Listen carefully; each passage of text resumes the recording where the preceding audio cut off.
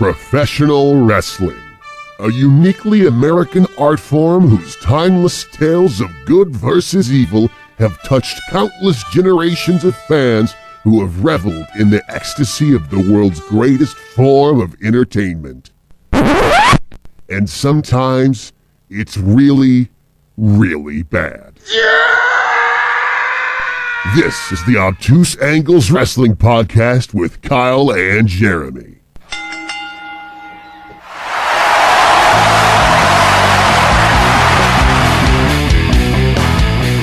Oh, yeah, it is the Obtuse Angles Wrestling Podcast with Kyle and Jeremy, part 2 of our discussion of the most non-politically correct gimmicks of all time. Jeremy Sutherland, former professional wrestler, current stand-up comedian. Kyle Fields, host of a radio show in Lexington, former wrestling hack, current comedic hack. Had a bad day, can you tell? Yeah, no, it's definitely not obvious. But it is about to get a hell of a lot better because, we didn't even anticipate this episode to go into a two-parter. No, we didn't. We actually hit the old stop button in the middle of recording of the last episode and said, hey, this should be a two-parter. Yeah. That's how we do things around here, man. Flying by the seat of our pants. By the big-ass seat of our pants. So, now, and again, last episode we talked about so many great gimmicks, so if you have not checked out that episode yet, please look it up on the YouTubes, look it up on SoundCloud. On your YouTubes. And like us on Twitter, at Obtuse Podcast, where a lot of these suggestions for the most non-politically correct gimmicks of all time came from, and on Facebook, like the Obtuse Angles Wrestling Podcast Facebook page, videos, audio, lots of supplemental material for your I love that word. Viewing pleasure. It's a good word, isn't it? It is, man. It is. And you actually have gotten a lot of compliments on this show on Twitter, by the way. What was the one that you I got have, man. recently? I got some people tweeting me left and right with just all kinds of sweet shit they're throwing our way.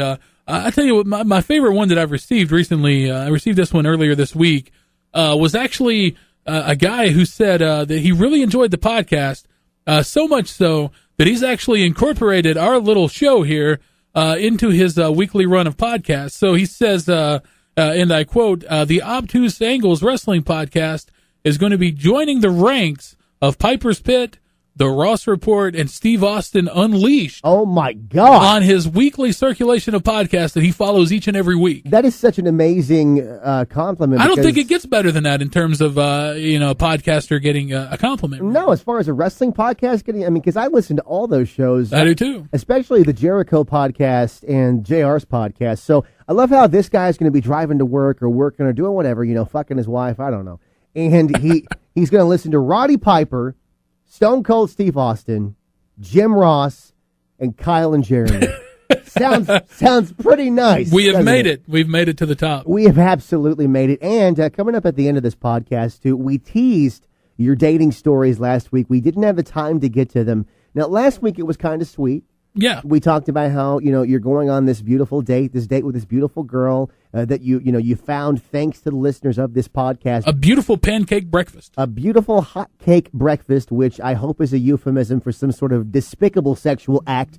It is now. But this week we're going to be talking about some of your misfires. Oh. Some of your dating miscues. They are plentiful. And man, are those stories phenomenal. But before we get to that debauchery, let's talk about the debauchery inside of the squared circle in the form of some of the most non-PC gimmicks of all time. Again, as we said last week, I can acknowledge that they were not good from a social standpoint, but a lot of these segments I've really enjoyed as a fan. Right, yeah, no, definitely. I know what you mean.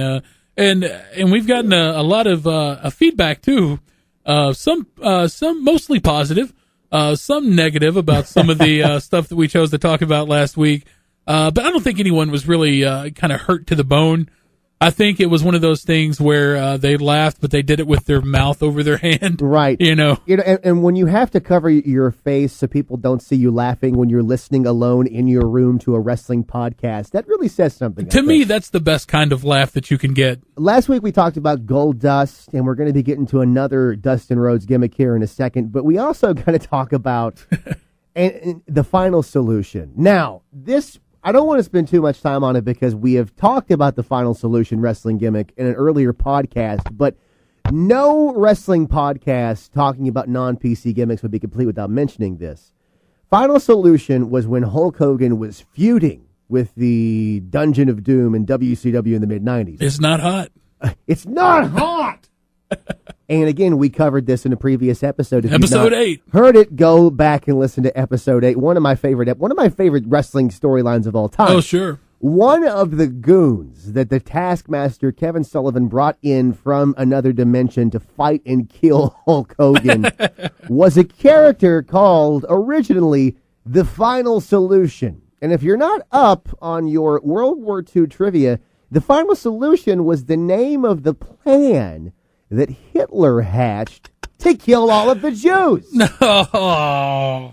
Now, obviously, You know, it's good that we cover such a wide range of events. We had, we talked about Birth of a Nation on one episode where we're talking about where Hitler. Holocaust. Yeah. And right up there with the Holocaust, I've got to say, is right up there with the Holocaust in terms of things that have really disgraced the world at large is definitely Dungeon of Doom. I would say so. Yeah, I mean, I would call Dungeon of Doom number 2. It goes like 9/11, the Holocaust, Dungeon of Doom, and Rwanda. It's a joke. We're just trying to offend people, I think, at this point. Somebody is freaking out. God damn it! Oh, they thought Dungeon of Doom was worse than Barone. Have you? Okay, I'm stopping. That was a joke. Even though the Dungeon of Doom was despicably, horribly bad. Why don't we just go ahead and throw this in the pile of awful things that have been said on this podcast that are one day going to come back to haunt us? Yeah, when we inevitably run for office. Yeah. So WCW claimed at the time they did not know that Final Solution meant Hitler's plan to exterminate the Jews. So they changed his name to Ultimate Solution. Well, that's what you do anytime you're backed into a corner. Obviously, you just fucking plead ignorance. Yeah, right? Another WCW brain fart that is magical. My favorite thing, by the way, to stop your train here, my favorite thing is to see you get speechless. And we got to see a lot of that during the Heroes of Wrestling episode. Oh, I think I just saw a touch of that when it came to talking about the Final Solution. You know, I think it was the Dungeon of Doom episode that I got so speechless because as far as idiocy goes, I don't know if there have been bigger gaps in logic in any wrestling storyline of all time. Well, I cannot put over how much you need to go back and listen to that podcast to educate yourself. Because no matter how bad or illogical or dumb or contrived current WWE storylines become now, they have nothing in Kevin Sullivan being whisked away to another dimension to eradicate Hulk Hogan from the face of the earth by assembling an army of warriors from different dimensions. Otherworldly warriors. Other dimensions. So, Harlem Heat. Now, I don't think there was anything wrong with Harlem Heat as a gimmick, as a tag team. They were a great tag team. But now we're talking about the first incarnation, right? Is this where you're going? The first iteration of the Harlem Heat gimmick, Booker T, Stevie Ray, WCW. It apparently never made it onto television, but... And here's why. Colonel Parker, who I have mentioned on this podcast several times as being one of my favorite managers in the history. I still can't figure that out. I don't know why. Because he was so cartoonish and ridiculous and over the top when he was obviously an old plantation owner. Well, he looks like a guy who sells used cars in my towns that used to buy...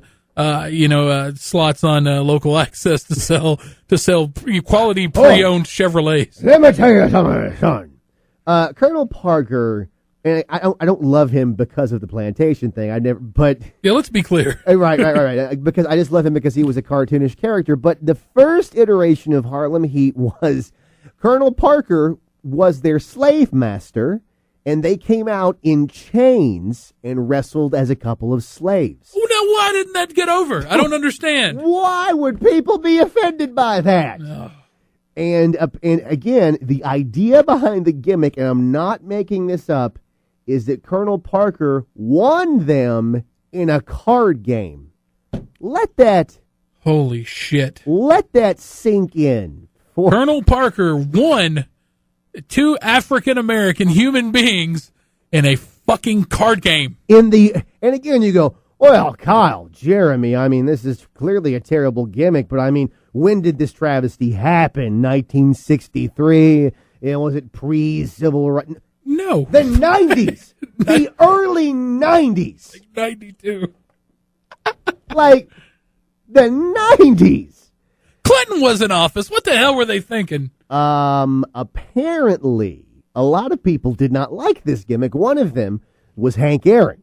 Yes, who was a member of the Turner Broadcasting family, or the Turner Company, because Turner owned WCW at the time. That's right. And he put the kibosh on that, thankfully. I can't imagine why.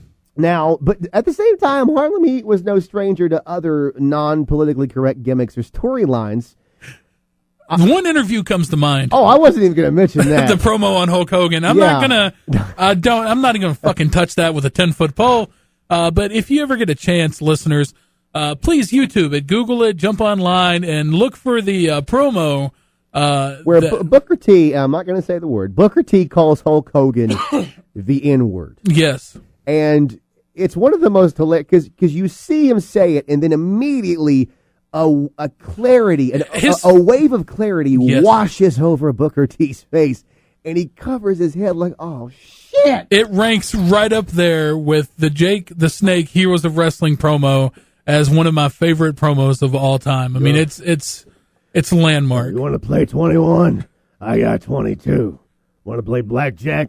I got 2 of those, too. I want to do a mashup hip-hop song with nothing but the Jake the Snake interview and Booker T promo. Yeah. No, later on in Harlem Heat's gimmick in WCW, they broke up, and then they got back together. And then after they got back together, Stevie Ray thought that Booker T had forgotten the streets.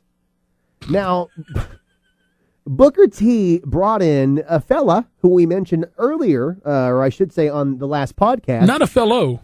A fella, Ahmed Johnson, who went by the name Midnight in WCW.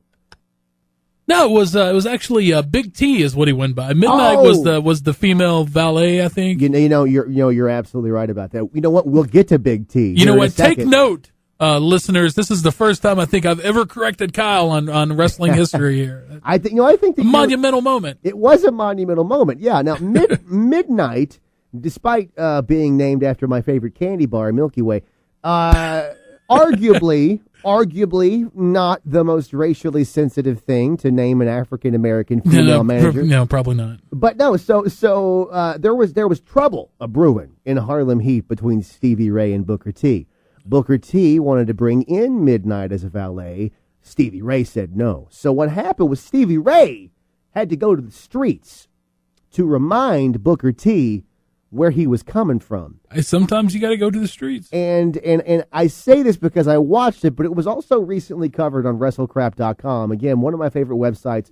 Pretty much the Obtuse Angles Wrestling podcast. But way more successful. But way more successful, yeah. And it's not a podcast, it's a website. But this was recently inducted, and I got the chance to read this induction, and I saw photos from this. So it is every bit as terrible as I remember.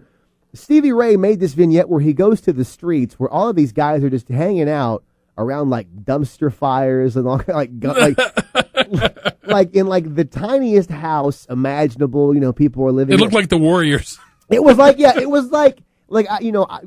have thankfully been like lucky. The Furies go by with like baseball bats and shit in the background. Yeah, Booker T come out to play, yay! I have thankfully never been raised in a ghetto. I have been lucky enough. I'm poor as shit, but I'm not. But I would imagine that this is less of a ghetto and more of a discarded set piece from Mad Max Beyond Thunderdome. That's what it looks like. You're right. So Booker T and Stevie Ray, they feud over the streets. Now, here's why I got confused. Ahmed Johnson was not Midnight. You were correct in that. He was a wrestler by the name of Big T. Big T.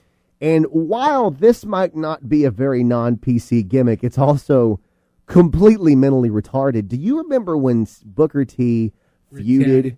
What's that? Retarded. He feuded with Big T over the letter T. Do you remember that? Yes, I do. It was a very concise catalyst for a wonderful and dynamic program.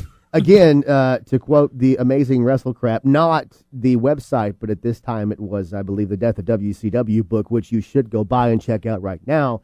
They said that them feuding over the letter T could have main evented any episode of Sesame Street. The Count is the special guest referee. Not the Count, but the who? Oh, fuck, I don't know. Who's the one that did the letters? The whole time, yeah, Yeah, I think it was. I don't.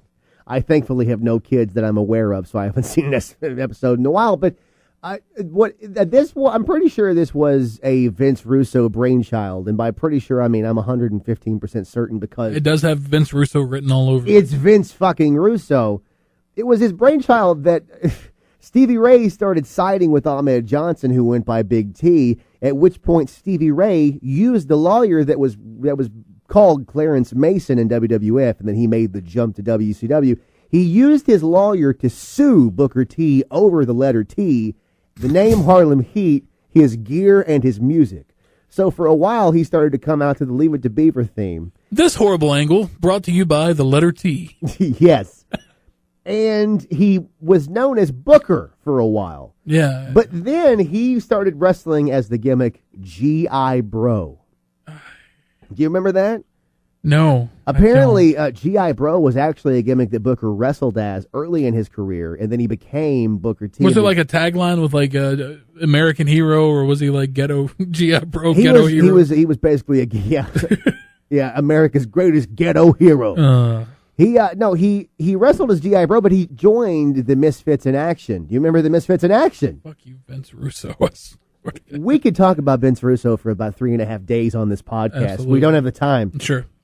My favorite thing about the Misfits in Action, as terrible as that gimmick and the storyline were the punny names that every member of the Misfits in Action had. There was the chick with big hooters called Major Guns. Oh, yeah. There was Hugh Morris, who changed his name to Hugh G. Rection. Yeah. There was Chavo, who was known as Major Stash. Major Stash, so that was a weed pun. There was also Lash LaRue, who was Corporal Cajun. And then there was G.I. Bro, who was... are you okay? Are you taking it all in right now? Yeah, I am, man. It's really tough. By the way, it's very tough. Kudos to me for being able to list off the top of my head each and every single member. Without a cheat sheet, yeah. Without a cheat sheet of the Misfits in Action, motherfucker. Not to mention the countless military veterans that they offended with the whole MIA acronym and so on and so forth. Yeah, that's right. Well, speaking of Chavo Guerrero was also making this list, and one of the characters that was brought up to us at Obtuse Podcast on Twitter as far as the most non-PC gimmicks of all time. I don't think you remember Chavo when he became Kerwin White. You remember that? I don't know. I don't remember that. Kerwin White was a character that was thankfully dropped right when Eddie died. So Eddie had to go to his grave seeing Chavo wrestle as this piece of shit character. Kerwin White was when Chavo became a conservative white man. He's like the Carlton Banks of the professional wrestling world. He basically was, but he dyed his hair blonde. He came out to a knockoff of a Frank Sinatra theme. Did he start doing it's not unusual? Did he start doing the Carlton dance? He might have. I know that he rode a golf cart to the ring, and his catchphrase was, "If it's not white, it's not right." Holy shit! Holy shit! Which the only good thing that gimmick gave us was Dolph Ziggler. In this episode of this podcast. Yeah, there you go. Dolph Ziggler made his debut in WWE as Nick, his caddy, and then he would later go on to be the Spirit Squad. And then wow! I know you and I disagree. I love the Spirit Squad. There's some of the worst wrestling matches I have ever seen in my entire life. What? Look, they were green, but there were 5 of them. They just had to jump in there, hit a high spot. Pete Gas may be a contender for the Raja Lion Award in poor wrestling performance. Well, Pete Gas wasn't in the Spirit Squad. You're thinking of the Mean Street Posse. That's what I'm thinking of. Yeah. No, I'm sorry. Oh, wow. No. Well, holy shit. I flubbed that. No, you're fine. We're going all over the place here, man. The Mean Street Posse. I'm sure a lot of people. By all means, please get this train back on the track there. Sorry. No, you're fine. Mean Street Posse was Shane McMahon's real life friends. Yeah. From Connecticut, and they, to their credit, they were never wrestlers. They were just fans. To their credit. Well, I'm saying that because they were terrible, but it's because they were living the gimmick. Yeah, they were never properly trained. They had to bring in Joey Abs, who was a legitimate independent wrestler, to come in and have good matches with them. Wow. And then they got fired. No, I'm talking about remember the Spirit Squad? They were all male cheerleaders. Yeah, the green cheerleader uniforms or whatever. Okay, yeah, no, I remember them now. They backed up Vince McMahon when he famously feuded with God. Fuck me. There's so many. Okay, we're going to get to all of these in later episodes, so I don't want to spend too much time. Sure. But we mentioned last episode that you and I are recording this in Lexington, Kentucky, downtown, right across the street from Rupp Arena, which is where Vince McMahon and Shane fought Shawn, who tag teamed with the Lord God. You remember that? Yes. Were you here that night? No. I didn't. Did you watch it on paper, or did you just hear about it? No, I've heard about it. I paid $104, okay, for the pleasure of sitting fourth row. I'm sorry. Let me go ahead and state, my mother is a pastor. Yeah. Okay. With that said, I've basically just lived my life in childhood, coming up or whatever, growing up, just riddled with guilt, with the good old Christian guilt. Oh, yeah. But I will say, for my money, if there's anybody in this world who stands even a chance of going toe-to-toe with the Almighty, I'd say Vince McMahon is right at the top of the list. And don't you think that Vince, that thought wasn't going through his mind when he literally booked himself in a match against God? I can't imagine that brainchild, or I should say brain fart, belonged to anyone but Vince. That's got Vince written all over it. He announced God, and what happened was a spotlight shone down on the entranceway. And then as it slowly made its way down the aisle to like this majestic harpsichord music, he goes, I don't feel good. He goes, "Stop! This is the WWE. God needs to get jiggy with it." And then like a rap beat hit, and like the beam of light started going back and forth like it was dancing. So what if he'd have been smited? Like just a lightning bolt comes out and fucking strikes him dead. No, they did that in the build-up to the match. Vince got smited. What happened my God. Because he had Shawn, because Shawn in real life and in the storyline as well is a hardcore Christian. He had Shawn wrapped up in the old Andre arm twisted rope deal. You know what I mean? Some might think would be a crucifix. It was a crucifix. It looked like it was a crucifix. And Vince had the chair or whatever and was getting ready to hit Shawn, and then all of a sudden pyro went off. But like it was the Lord saving. Okay, you know what? We can't spend. We have to do this on a future episode. You know, it's good that the Almighty Father stepped in and was like, look, say what you will about me, take my name in vain, challenge the throne, but I cannot watch this bullshit anymore. Right. Well, I love how, obviously there is just so much travesty and tragedy and war and hunger and disease going on all over the world. But on that one particular Monday night at 9:00 p.m., God was watching USA Network to step in for Shawn Michaels. So where the fuck were Kerwin White? That's where we were. Now, Kerwin, fortunately, that gimmick didn't get very far because Eddie died, and then Chavo became, Chavo again. Because who's going to boo Chavo the day after Eddie dies?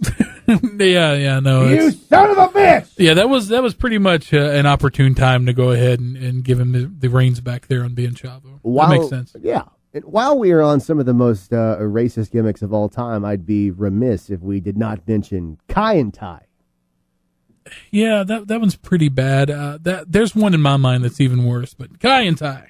We'll get to Kai and Tai. What do you think's even? Oh, you know what? I know what you're going to get at, so we're going to put a pin. No, you don't. Yeah, okay. We're going to put a pin in that. Kai and Tai. No, I'm not saying that Kai and Tai is the most racist gimmick of all time, but clearly, because Kai and Tai was. No. It is. It's extremely. And again, we're not a couple of social justice warriors here. No. A lot of these storylines and these gimmicks, I absolutely loved. I can enjoy something while we're not on either end of the spectrum. Right. We're not social warriors, and we're not dumbass bigots, you know. Right, we're not, despite the fact that we're both born and raised in Kentucky, we're not a couple of... We're just a couple of indifferent crackers. We're on the sidelines of this war here. You know what I'm thinking? I'm thinking that maybe that should have been the name of this podcast. A couple of indifferent crackers. Damn it! If I would have thought that's what it would have been called. That's the perfect name. I will make the imaging. I will make the intro. I cannot wait. A couple of indifferent crackers. It's, you know, we're 9-10 episodes in at this point. Yeah. I think it's time for a spinoff. Yeah. Yeah, there you go. By popular demand, courtesy of only the state of Mississippi. Two indifferent crackers. Yes. No, Kai and Tai, a couple of, well, not even a couple, well, it became a couple, but a group of very talented Asian wrestlers. Oh, yeah, very talented. Men from the Orient. Can you say that anymore? Is that?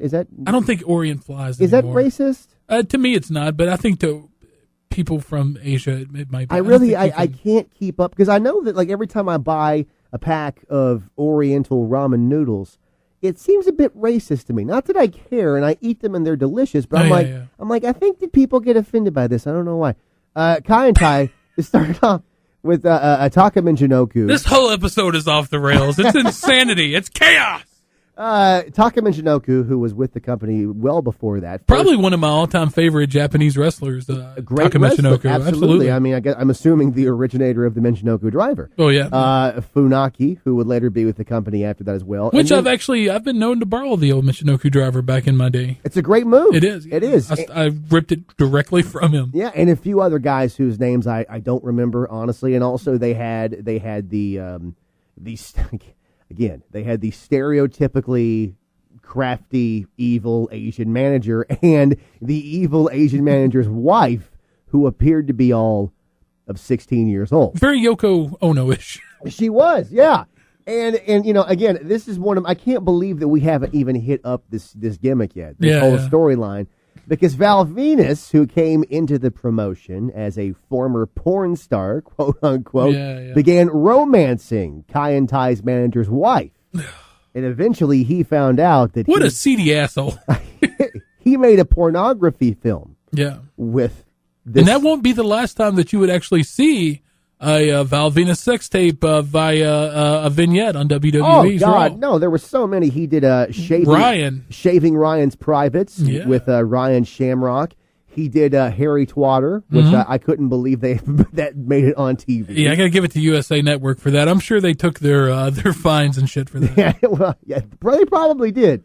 But so the manager obviously is very frustrated that Val is stooping his wife, as some people might say. I can't imagine why. And they kidnap him, and as you do, they cut his penis off. Now, do you remember this one? I do, yeah. Because that's how the show ended. Yeah. The show ends with, like, the camera busting into the room in the back, and they have Al tied up to the ceiling. His tights are around his ankles. His ass is pixelated out. Yes. And, of course, being an Asian man, the manager is holding a katana blade. And you see him raise it up. The screen goes dark, and then you hear, ah! And that's how the show like a ended. Wilhelm scream. Yeah, what? Ah! Now, here is my issue with that storyline. As wonderful of TV as that particular moment in time was, where do you go? Where do you go from there? Like that, I think that is like the typical Vince Russo short-sighted booking, you know, of the whole. Well, this is a good moment right now. Fuck the future. Fuck when he comes back 2 weeks later and he has a dick. I mean, yeah. Well, now to be fair, when you watch it and the show ends on a cliffhanger, which really isn't even a cliffhanger because you heard the chop and the scream. Right. When you see a man's penis being cut off on television. Can we just think about that for a second? Like, that's a thing that really happened. Like, you had Mae Young giving birth to a hand. We haven't even talked about that one either. That's a good one, yeah. May, when was your last period? Oh, 1969. When was Eisenhower in office? What year was that? So, the insinuation is that he cut off Val's penis, but the next week, Val comes down to the ring. Now, we actually got two different explanations for why Val still had a penis. One of them was that the big Valboski, as he called his penis, experienced some shrinkage.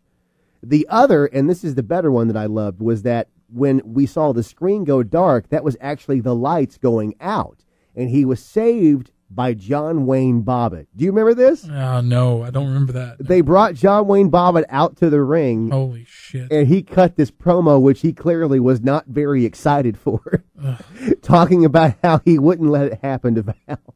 Yeah, that as far as being offensive, I think that angle had an audience of one.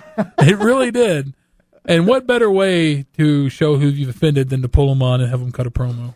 I love that storyline. Like, really? Like, this made us really happen to that guy. Like, could you see it? Like, when you watched it, could you see in John Wayne Bobbitt's face that he clearly wasn't really 100% on board with what was going on? Yeah, but he needed the money at that time. Yeah, yeah. You know that he was in pornos, right? Yeah, he did porn. I heard about that. He did, because they reattached his dick, and sure. He did the porno, but he did a second porno where he got a penis extension. Did you know that? No. And it was called Frankenpenis. You really got to get up on your mid-90s porno here, Jeremy. What's going on? I don't know, man. I'm dropping the ball.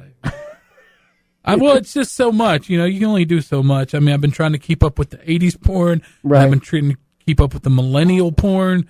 And I think, I'm sorry, some of the 90s stuff may have suffered, went by the wayside a bit. I would be remiss also in this storyline if I didn't mention the iconic line that is still quoted to this day by the manager after he thought he cut Val's penis off of, quote, "I choppy your pee-pee." Yeah. Oh, wow. It doesn't get much more racist than that. Well, no, it doesn't. And then later, Kai and Tai would just consist of Taka Michinoku. The only thing that could have made that worse is if right after it went to black, you heard ding, ding, ding, ding, ding, ding. That should have been there. Interesting. Yokozuna number one. Yeah, number one. Yeah, from the WrestleMania 9 episode. Hi. Kai and Tai would later consist of just Funaki and Taka Michinoku. And then remember when they did the storyline where they would talk into the mic, but nothing would come out. Instead would be the dubbed American voice. Yeah, remember that? Fuck, yes. We will beat you tonight because we are evil. And I hate to admit, how much I laughed every time they did that. It was hilarious. You understand? I laughed so hard I fell out into the floor and shit my pants. It was really funny. I hate to admit, I'm embarrassed to admit how funny I thought that was. I thought it was great. Like, it was obviously very racially insensitive. Sure. But I thought it was hilarious. It was fucking ecstatic. It was hysterical, man. I had a buddy in high school at the time who wrapped his hand up and just wrote evil on it. Like, when he came to school, that's how much he loved it, man. Wow. And really, when you think about it, that is how much better the writing was in WWE then as opposed to now. Because Taka Michinoku and Funaki, two very talented wrestlers, but they couldn't speak English. But they got them over so hard. Like, they turned not with just the in-ring stuff, but with promos. Yeah, with promos. It really is ingenious. Promos of two guys who can't speak English. And they're over as shit. I mean, it's crazy. They got two guys who couldn't speak English over on their promos. That's crazy. I mean, that's well done. That is talent. For what it is, it's horrible and terrible and racist and this, but there really is a kind of a brilliant underbelly to it. From a booking standpoint, it's sharp work. Oh, yeah, absolutely. So we have Kai and Tai. Now, before we get to what you believe is the most racist gimmick of all time, because now we've just hit the racism portion of the show today. We got to mention Roddy Piper in half blackface at WrestleMania 6. Oh, yeah. If you remember that, Roddy. It's a coconut. No. I know that's not, but every time I hear Roddy Piper's name, I just think, it's a coconut. Well, Roddy Piper was feuding with Bad News Brown at the time. Yeah. And he was the baby face. In blackface. And the thing about it is that it was so in that time period that everybody was just like, this is fine. Well, yeah. Well, he's half white, so it's fine. Yeah. It's fine. Well, the problem is. Well, they were only half offended. They were half offended, right. Well, or, the time that Ricky the Dragon Steamboat, who, of course, is, has some Asian heritage, had to carry a real dragon to the ring and blow fire because that's what you do, right? Absolutely. Everybody knows that. And we have to mention Tony Atlas's character from the 90s in WWF, Saba Simba. Do you remember Saba Simba? Yeah, I do. That was where they turned Tony Atlas, a very talented wrestler, into the most...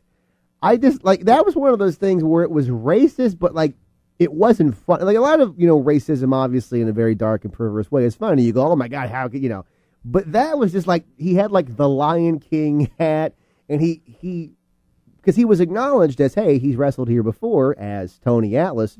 Now he wants to get back in touch with his African roots. With the homeland, and speaking of wrestlers getting in touch with their African roots, I believe you have a guy who...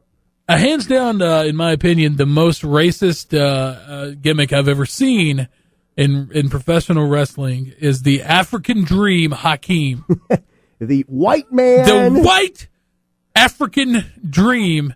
And don't, I understand that there are white populace in Africa. Right. And I get it, but I don't understand how you can dress up a big fat white man in an African garb and a traditional hat, whatever the hell thing it was, stick him with the quote unquote jive ass turkey Slick, the Slick and have himself. him stand there doing the jive turkey hand motions and shit. Holy shit! It is so racist. It's so over the top racist that I still to this day can't even process it when I see it. I have trouble. What am I looking at? What the hell is happening? You know what? We've never done this before, but I have the ability to pull the audio up of Akeem talking. And here's what we're going to do. I'm going to, kind of break the fourth wall here. I'm going to pause this podcast. We're recording right now. Oh, no. I'm going to pull up a video. Careful, of Akeem Kaufman. talking. Huh? Just a careful, Kaufman. Yeah. There we go. And we have to hear this, okay? So hold on one second. Okay. All right. We are back on the podcast right now. It took us a while. It took us a while to find the audio of Akeem. Yeah, we did. Through a lot of searching, we finally we were able to dig it up. We were able to dig it up, and fuck am I glad that we were able to. Yeah, and hopefully this is going to pick up, and even if it doesn't, I'll make sure that it does. But this is... Now, again, Akeem was the one-man gang. He was a wrestler who was in WWF before this. One of the worst wrestlers to ever be booked in the WWF for that day. Yeah. He was awful, man. I hate he wasn't good. He was not a good wrestler, and they acknowledged the fact that he used to be one-man gang because Slick, whose character he was a preacher, and he actually really did become a preacher, by the way, which I think in Louisville or somewhere around here. He became a preacher, and he showed Akeem the way. He connected Akeem to his African roots, despite the fact that, again, he's Caucasian. He's a white man. He's a cracker. So this is audio from the very first match that Akeem wrestled. Remember back, and they still occasionally do them now, but in WWF they would have a match, and then they would have the inset promo. So a little box would pop up on the screen of the wrestler you're watching wrestle from earlier in the day. This is him cutting a promo from earlier in the day. So here is Akeem making his wrestling debut and his wrestling promo after he became a black man. This is Akeem talking to you. The slick stuff finally showed me the light. I have been reborn, and I'm on my track through the WWF. This is Akeem, and don't forget it. That is a white man, ladies and gentlemen. That is a white man. And, what better way of saying no one gives a fuck about your match than to go ahead and cut a promo right in the center of your match. Well, and you know what's funny is it happens all the time. I mean, I guess, I understand back in the day they only had an hour of television as opposed to 3. Sure. So, hey, let's do a promo and a match at the same time. But it is true, but kind of takes away the emphasis of the match, right? It takes you out of it. Yeah, I was buying everything that was happening in that match. Yeah. And the promo thing. Speaking of Slick, we got to mention the body, I think it was the Pile Driver album. That's what it was. A lot of people don't know this. Produced by Simon Cowell, who would later go on to American Idol fame. Would go on to Asshole fame. Asshole fame. Simon Cowell produced a wrestling album called Pile Driver with the WWF in the late 80s. Wow. Slick was on one of those tracks, and they made a music video with Slick in it. In the video, Slick is walking by eating a piece of fried chicken and licking his fingers. So, that's nothing racist there. I don't see. yeah, of course not. I don't see what's wrong with that. And finally, before we get out of here, though, I did mention this. I mentioned for 2 episodes straight that Dustin Rhodes, one of the very few wrestlers to make this list twice of the most non-politically correct gimmicks of all time. No, I'm not referring to his character in TNA, Black Rain, which was just the inverse Goldust when you think about it. He was a character for like about 2 weeks in WCW called Seven. And it's not politically correct because I'm fairly certain that the implication of that character was that he was a child molester. When he went back over to WCW after being fired by WWF or leaving WWF in the late 90s, he was introduced as a character wearing a black trench coat with his face painted completely white, peeking into a child's window. And shockingly, some people had a problem with this. I don't see it. I mean, I think people are just too sensitive these days. TNT made him drop the character, shockingly enough. They can't understand why. Now, Jeremy, we have had so much fun. Again, thank you to everybody who has tweeted your suggestions for the most non-PC gimmicks of all time. Yes. At Obtuse Podcast on Twitter. Very easy for me to say again. Obtuse Podcast on Twitter. Also, the Facebook page, the Obtuse Angles Wrestling Podcast with Kyle and Jeremy. But before we go, Jeremy, we have teased this story for 2 weeks as well. There was a rather shitty incident. I think that's apt. Do you remember that show, Are You Afraid of the Dark? I do. Do you remember each episode? In each episode that would start, they would stamp out the fire and they would be like, "This is the tale of." Yeah. Well, this is the tale of. So you're the shitter. You're grabbing the salt, throwing it into the fire. Yeah, man. This is part of the Midnight Society. So what is the story of the shitter? The shitter is this date. I had about a week and a half ago, 2 weeks ago. I invited this girl over to my apartment, and a very cute girl, rather attractive. Sure, yeah. And I tell these stories from week to week, and I have no idea how it snowballed into this weekly event here, but it's managed to. I tell these stories each and every week, and I don't talk about the good ones. I've had a string of really good ones here recently. I'll go ahead and throw that out there. Yeah. But who gives a rat's ass? Nobody wants to hear about how I got to second base with some chick, and then that was it. I mean, who gives a shit? No one cares that I got laid or this, that, and the other. They don't want to hear the good stuff. They want to hear the really bad, fucked up things. Yeah. And some of this stuff, man, I swear to God, if you know me, you know damn well I'm not creative enough to make this shit up. Like, this is honestly me pulling from my life. So the attractive girl, she comes over to your house. You're hanging out with her. What happens? I'm being my normal, everyday, charming self, being funny, and just, I've got her smitten. I've got her on the ropes, as it were. You got her on the ropes? Yeah. In more ways than one. And in this particular story, you were a victim to how funny you were. I really am. I actually wound up victimizing myself. And we're carrying on. And I don't remember exactly what the subject. Well, actually, no, fucking I do. I'm not going to lie. I remember exactly what I was saying, but it's really cheesy pie and stupid, so I'm not even going to talk about it. But at a point in the day, we're sitting on my sofa, my new leather sofa. If you're an avid listener, you understand. You remember my new leather sofa. Not on the sofa. And we're sitting there, and I've got her laughing. And then I take it home with a really good punchline, and she laughs so hard and so loudly that she farts. Okay. Which is, let's face it, it's the first date faux pas, if there ever was one. Yeah. It's right there at the top of the list with, like, don't pick your nose. I mean, if you ask me, that's a 10th date faux pas. That's a 10-year into the relationship faux pas. It's too much, though, if you're farting in front of someone on your 10th wedding anniversary. It's still too far. For me, it is. I'm old-fashioned that way. I'll give it a good. Once we're official, that's when I just start ripping ass. I just start ripping ass left and right. It don't matter. Yeah, I know. Yeah. I don't know why I said that. Like, but we've been official. Yeah, I know, Jeremy. Yeah, we became. Don't gotta tell me twice. We became official a number of weeks ago. So she farts. How do you react? I mean, you're in the middle of a first date. How does that happen? Well, I didn't want her to feel bad because, like I said, she's really cute. So I just start laughing, and I'm like, oh, and then but it's so funny because she's just like she lets one go, and then like the whole, like a real dark cloud kind of came over the whole moment. Yeah. Like she's laughing and her face just goes blank, completely devoid of emotion.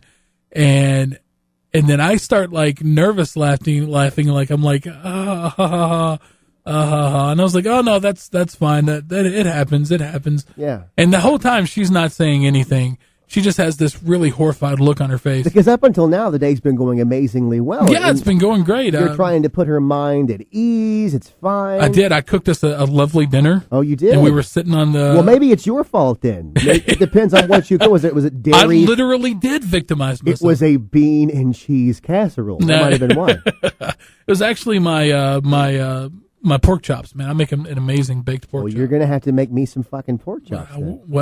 If I can't rip ass in front of you, I'm not going to bother. Okay, I understand that. So we're sitting there and we're having a glass of wine because so I'm told, nothing compliments a pork like a good red wine. Well, of course not. No. Yeah. So I start getting her laughing, and I'm just being my charming self. She lets one rip. It goes.